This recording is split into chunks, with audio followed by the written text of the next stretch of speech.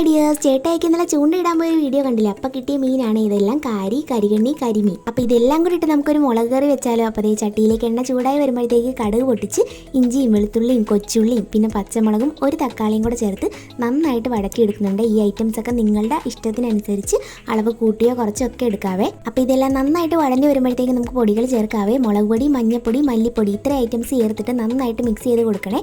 ഒരു നുള്ളു ഉലുവാപ്പൊടിയും കൂടെ ചേർത്ത് കൊടുത്താൽ നല്ലതാണ്. ഞാൻ ചേർത്തിട്ടുണ്ടായിരുന്നു, വീഡിയോയിൽ കാണിക്കാൻ മറന്നുപോയേ. എന്നിട്ട് ദേ നന്നായിട്ട് എൻ്റെ പച്ചമണമൊക്കെ മാറി വരുമ്പോഴത്തേക്ക് ആവശ്യത്തിനുള്ള വെള്ളം ചേർത്തിട്ട് അതിലേക്ക് ഉപ്പും കുടംപുളിയും കൂടെ ചേർത്ത് നന്നായിട്ട് അടച്ച് വെച്ച് തിളപ്പിച്ചെടുക്കണേ. അരപ്പ് നന്നായിട്ട് തിളച്ച് വരുമ്പോഴത്തേക്കും ക്ലീൻ ചെയ്ത് വെച്ചിരിക്കുന്ന 3 സൈസ് മീനും കൂടെ അതിനകത്തേക്ക് ചേർത്ത് കുറച്ച് കറിവേപ്പിലയും കൂടി ഇട്ട് അടച്ച് വെച്ച് ഒരു 20 മിനിറ്റ് നന്നായിട്ടൊന്ന് പറ്റിച്ചെടുക്കണേ. ഇപ്പോഴും സബ്സ്ക്രൈബ് ഒന്നും ചെയ്യാതെ വീഡിയോസ് കാണുന്നവർ നമ്മുടെ ചാനലൊന്ന് സബ്സ്ക്രൈബ് ചെയ്ത് സപ്പോർട്ട് ചെയ്യണേ.